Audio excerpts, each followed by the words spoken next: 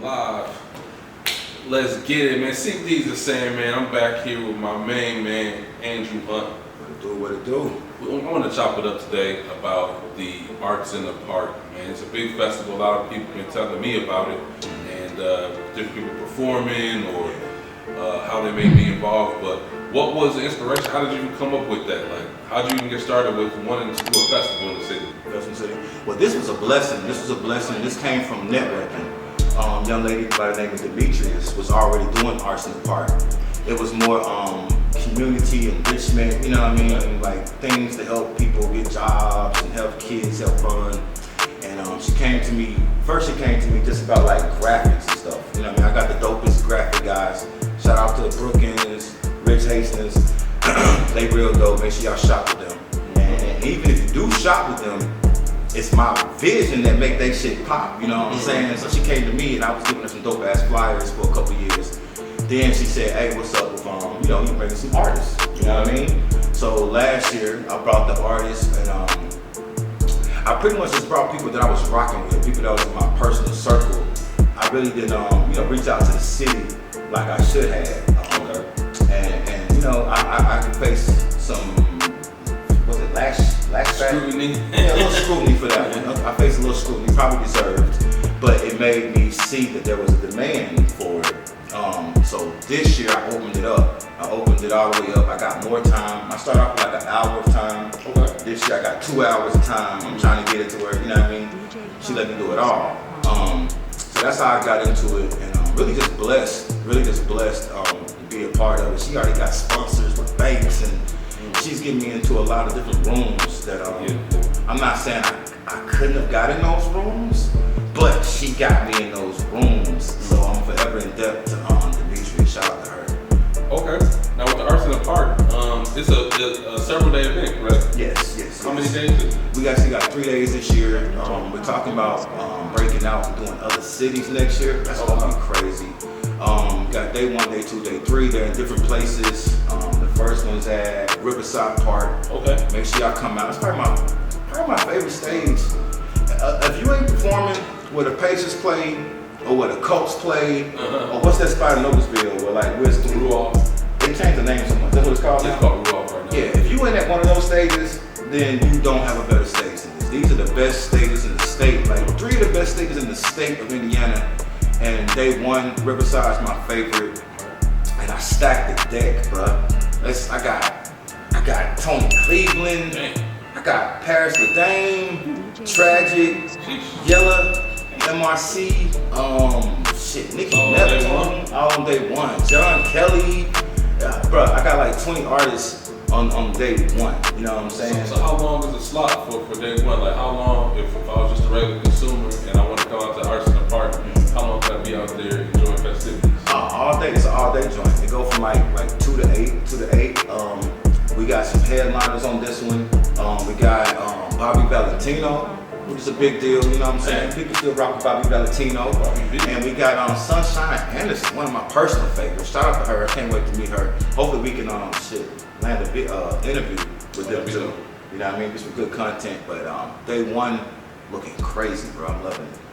Okay, and then outside of like the musical acts, what else can be found at Arts in the Park? Like if I didn't know.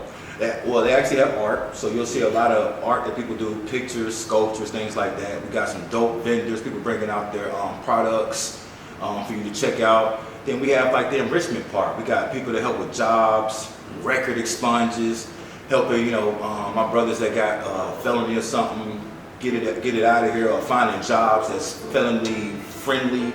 You know what I'm saying? So we really trying to give back as we entertain.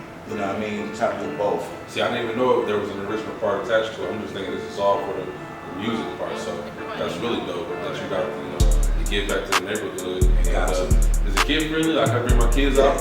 Kid friendly. Got the bouncy houses. They got the little icy slushy joints with different flavors. You know what I'm saying? And the hip hop part is a little maybe above PG, like right above PG. They ain't gonna get real ratchet, but it's probably above PG. So what's PG-13? Yeah, PG-13. It might be 15, 16 when it comes to at least my part of it. NR-17. Yeah, NR-17. Because I don't like to censor artists. Right. I mean, that's being an artist, I don't like to censor artists. I want you to do what you do. That makes sense. Yeah. That makes sense. So tell me about the other 2 days. Day 2 is at Garfield Park. Another one of my favorite stages. It's the amphitheater there is super nice. And that day I have way more flexibility. I'm gonna be able to bring even more artists to that day, to day 2. I know y'all think I'm spinning y'all. But let me holler back on day 2. I'm saying that for a reason. I really got a lot more flexibility for that day.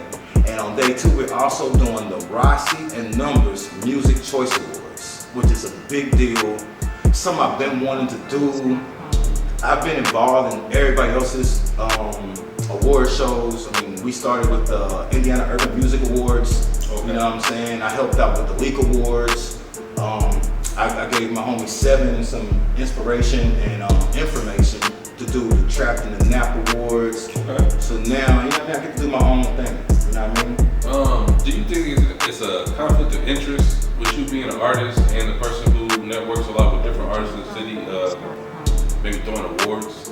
Yeah, I can see why it can be perceived that way. But people gotta get used to this new culture. The players are now becoming the commentators. You know, it was usually some journalistic person that just loved the culture speaking about the culture. But now it's the people of the culture. You know what I mean? I dropped my first album in 1999. I've been running laps out here and I've accumulated, you know, not wealth and that type of currency, but networking and people of currency. And so I'm able to put myself in those type of positions. So hopefully they trust my hand, because I'm like, yo, I'm a chef too, so I know if your food good. You know what I'm saying? I can feel that. You know what I mean? And you know, I probably can get some scrutiny, but it's okay when I deserve the scrutiny. You know what I mean? So let's bring it. I can just see how some people will perceive it like, okay, even if it's not you necessarily, but all his friends are winning the awards. But Yeah, I can see that. Is it really your fault that you just have any friends with the hot artists? You know what I'm saying? But if you know me, people that know me well, some of my homeboys still mad at me to this day.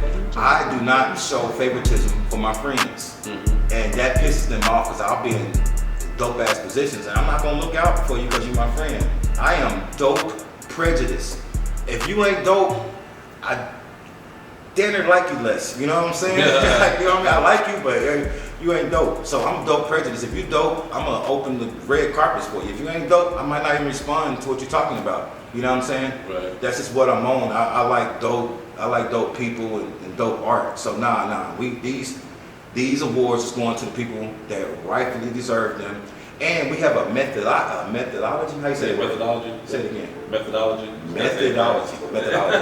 We have a method, you know what I'm saying, to how we doing this. It's a lot in the numbers. It's the Numbers Music Choice Awards. So a lot of this has to do with your numbers. Okay, and that makes good sense because analytically, when you get down to the numbers, they say the numbers don't lie. But you know, speaking of numbers, we don't got too much time as far as the 10 minutes, but I do want to speak about Rich Harvest and just kind of get into where you are with them now and some of the things that they got going moving forward, and you know, as where you're still in line with them. Right. Rich Harvest. First off, that's my family. You know what I'm saying? And I've heard people say this all the time, like creative differences. You know, we have creative differences. I be thinking like y'all fronting, you know what I'm saying? But that's a real thing. We really was working hard for a common goal, and we really just have creative differences. The ways that I want to do things doesn't absolutely align with the way that other people want to do things, and you can't really have more than one chief or more than one pilot. You know what I'm saying? I'm trying to go this way, you trying to go this way. We grabbing the wheel, we arguing. You know what I'm saying? Yeah. You know what I'm saying? So as far as business, it was a creative break. But that's my family, and I want them to do like well in everything they do. Like y'all make me look good when y'all do well. You know what I'm saying? They be like, oh, Drew used to rock with them, man. They doing this. I would like that than the other way around. People that I don't rock with no more falling off or disappearing. I don't like that. You know what I mean? They showed that I had good judgment. So shout out to them. You know what I mean? They have a music fest as well coming up. It's later though. It's like a month behind ours. But yeah, shout out to them. You know what I mean? Is there music fest in any competition with yours? That's a I mean, because I can't necessarily say, because if they're doing purely a music fest, when we just kind of talk about all the things that Arts in the Park is bringing, but still I can see the random person being like, this is apples, this is oranges, I wonder if they're competing. Yeah, I would say, well, I can only speak from my end. I would say no. I would say I wouldn't compete with them because that's my family. You know what I mean? I do, and you know, I told you earlier, I use certain things for motivation. Right. I don't find interest in that though. The only way I think it can be perceived as competition is because they're also doing an award show. Oh, you know okay. what I'm saying? They're doing an award show. It's not theirs, it's my homeboy Seven, Trapped in the Nap, and they're doing an award show. So that may be perceived as that. But is he just doing an award show on their platform? Because you said Seven has already been doing award shows. Yeah. So yeah, he's doing his award show on that platform. So I wouldn't look at that as competition. And like we're different. Like the artists that he has in his orbit are different from the artists I have in my orbit. We got different tastes. And then mine's a month before. So Right. I'm gonna be looking back by the time that comes, I'm doing something else. You know what I mean? So I don't look at it like that. But the people look at it like, you know, we got Treese Music Festival. We just had, Black Joy. We had Melanin and May. You know what I mean? It's a lot of things going on. So we look at it as music festival wars. And I'm trying to win. So if it is a war, I'm trying to win. Yeah. But you know what I mean? I ain't shooting at them though. I'm gonna have to get on my reporter hat, man. I'm trying to make it up to all these award shows and just show my face and make sure the blondes can be represented. Yeah. But as far as Arts in the Park, like what else should we know? 'Cause what about the third day? The third day is for R&B. It's also at Garfield Park, but it's at a different stage than the one that's on day 2. And I feel it's more suited for R&B just because of the smaller stage, and I'm talking all this glorious and grand stuff. I wouldn't want to put them on a smaller stage. That stage I felt is built for the fashion show aspect that we bring to it and the R&B. So that's day 3. You know what I mean? That still sounds smooth though. I mean, Yeah, it's smooth, and it's a little it's more children friendly, more sponsor friendly. Okay. You know what I mean? Ain't gonna be too much craziness. So that's a good thing. That's a good thing. Oh, and then one thing to look out for is that day 1, I will be performing some of my joints off of what's it called? Songs about people who don't like me. I'm gonna be performing some of them joints. You know what I mean? I feel like I'm whole. You know, whole performing at the Made in America. You know what I mean? Like I'm looking forward to it. I'm really manifesting. Like all my ideas is just jumping out and running loose, man. Hey, shoot, many more hopefully, and may the best ones take it to the top. Yeah, the best ones. You know what I mean?